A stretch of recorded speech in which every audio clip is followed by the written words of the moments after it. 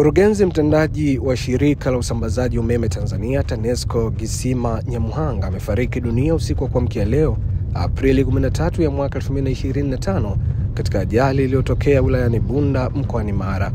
Mkuu wa mkoa wa Mara Evans Mtambi amethibitisha kutokea kwa tukio hilo, ambapo amesema amefafanua kuwa limetokea kati ya saa 6 usiku ama saa 7 wa kuamkia leo.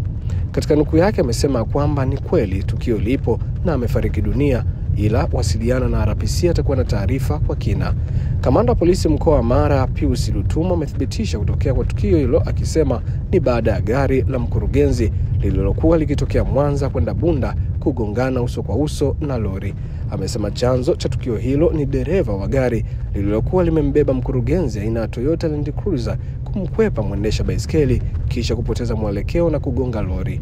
Katika nukuu yake amesema tukio limetokea Bunda saa 7:30 usiku baada ya dereva wa gari aina ya Toyota Land Cruiser iliyombeba mkurugenzi kumkwepa mwendesha baiskeli na kugongana uso kwa uso na lori kisha kupelekea vifo vya dereva na bosi wake.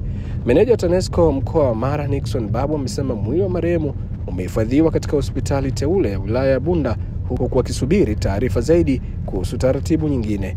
Pia kwa upande wa bodi ya wakurugenzi ya shirika la umeme Tanzania TANESCO imetoa pole na taarifa kuhusu ajali hiyo, ambapo bodi hiyo imesema kwamba inatoa pole kwa familia marehemu, ndugu, jamaa na marafiki, wafanyakazi wa TANESCO na Watanzania wote kwa msiba huu mkubwa. Taarifa zaidi kuhusu taratibu za mazishi na shughuli nyingine za maombolezo zitatolewa kadri mipango inavyoendelea kuratibiwa.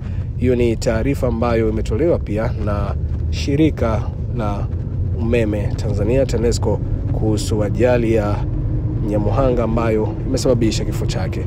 Mimi naitwa Mikataba na hizi ni ripoti zaidi.